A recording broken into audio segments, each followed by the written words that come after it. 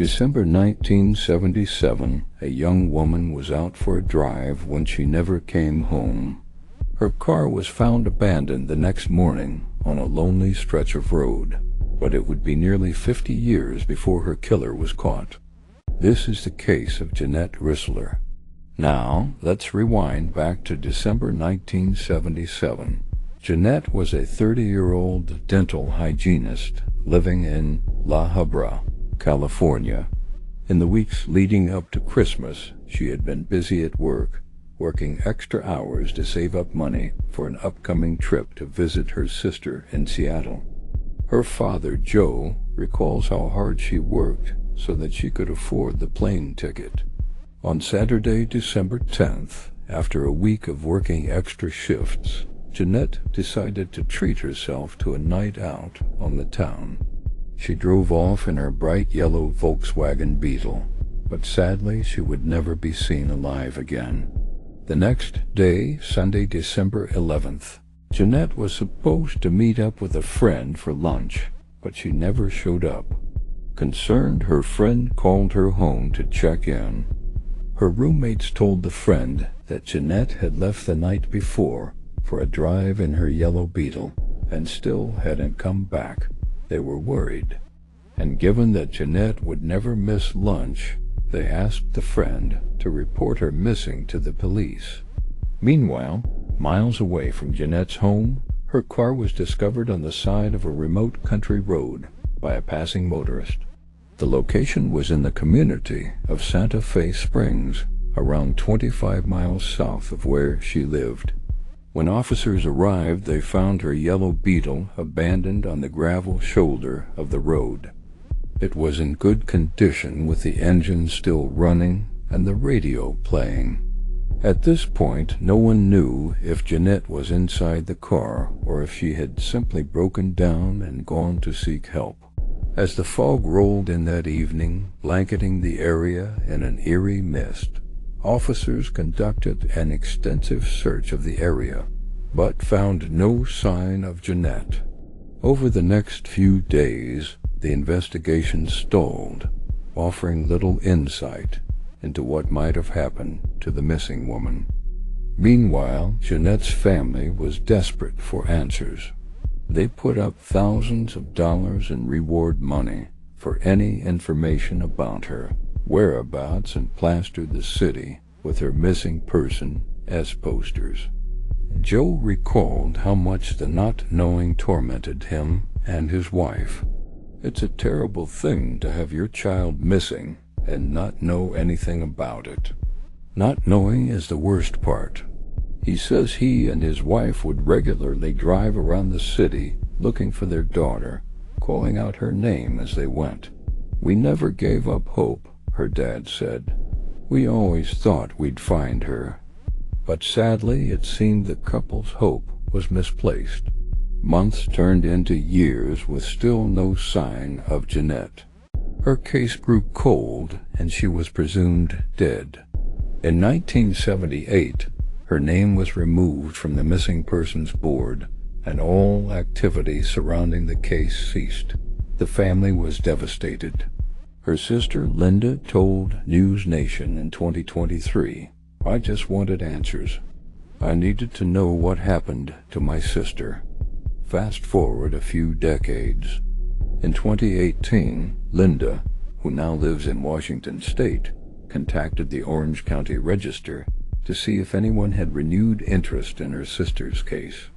The newspaper ran a story about Jeanette, and soon Linda was contacted by a retired LAPD detective named Steve Gaskill. He told her that he had previously worked on the case as a young investigator. Though the case had gone cold, he never forgot it.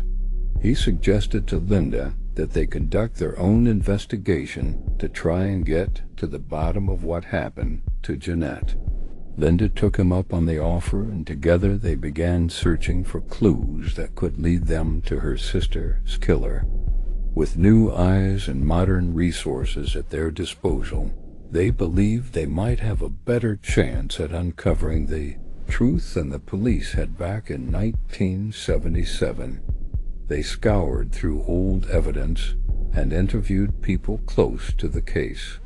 Even though the initial investigation had been bungled, they hoped that with renewed attention, they could reignite interest in Jeanette's case and bring it closer to being solved.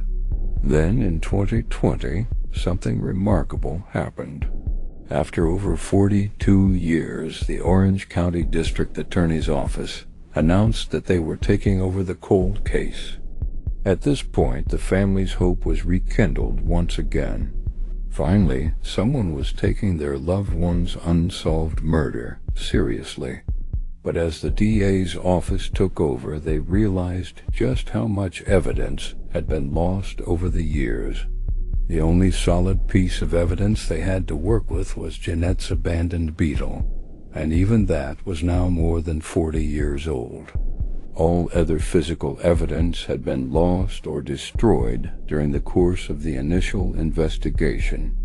However, the DAs weren't deterred. They believed that with today's modern forensic technology, they could still make progress in the case. One piece of evidence that was preserved was the fact that Jeanette's car had been found with her wedding ring and purse inside, suggesting that she had been abducted. But this was about the only solid lead the investigators had to work with. In 2021, the DS sent the contents of Jeanette's purse to a lab to see if any usable DNA could be extracted from it. This was risky because the items had been handled so many times over the years, but they had nothing to lose. Now, with advanced technology, they were able to extract a partial DNA profile from one of the items in her purse. Unfortunately, the DNA results came back inconclusive, so the investigation continued without a suspect or any real leads. Then in January 2023, something happened that would change everything. A cold case detective working with the DS contacted Linda with some amazing news. The DNA profile created from the contents of Jeanette's purse matched that of a man named Roy Charles Waller. It wasn't clear at the time who Roy was or how he might have connected to Jeanette, but they were hoping that further investigation would reveal the answers they had been seeking for so long. As it turned out, Roy was no stranger to law enforcement. He had been arrested multiple times since 1982 for various crimes, including burglary, kidnapping, and rape. And like Jeanette, all of his victims were women. After his most recent arrest in 2018, a sample of his DNA was taken and put into the national database. That's why when the DAS got their results back matching Jeanette's purse, they were able to quickly connect the two. Little did they know that they had stumbled onto one of the largest serial killer investigations in California history. Over the next few months, detectives uncovered a trove of evidence connecting Roy to dozens of attacks against women in the 1970s and 80s. Most of his victims were young, attractive women, similar in appearance to Jeanette. Many of them were also found with their purses, jewelry, and other personal belongings still in their possession, indicating that robbery was the motive. By digging into Roy's history, they learned that he had been living in Southern California at the time of Jeanette's disappearance, and even uncovered a prison letter he had written in 1978 talking about killing a woman. Although there was no doubt that Roy was a violent predator, they still lacked concrete evidence linking him to Jeanette's death. But with a warrant in hand, they searched his house and uncovered several boxes filled with items taken from his victims. To their shock, they found Jeanette's driver's license and social security card inside. At that moment, Linda knew that her sister's killer had finally been caught. when they called me to tell me they found my sister's Social Security card in his house. I was like, "It's over," she said. "He didn't get away with it." But while this discovery provided closure for the family, it also opened up a Pandora's box of horrors. Further investigation revealed that Roy had evaded capture for decades by changing his name and faking his own death. In fact, he had done this several times. During the investigation, they uncovered 13 aliases he used over the years. Additionally, the FBI believes he may have killed as many as 120 women between 1966 and 1986, making him one of America's most prolific serial killers. In total, he was charged with 8 murders, with Jeanette being one of them. On June 2023, 46 years after Jeanette's disappearance, Roy appeared in court for the first time since his arrest. When he entered the courtroom, he was met with angry shouts from the victims' families. "You ruined our lives," one of them screamed at him.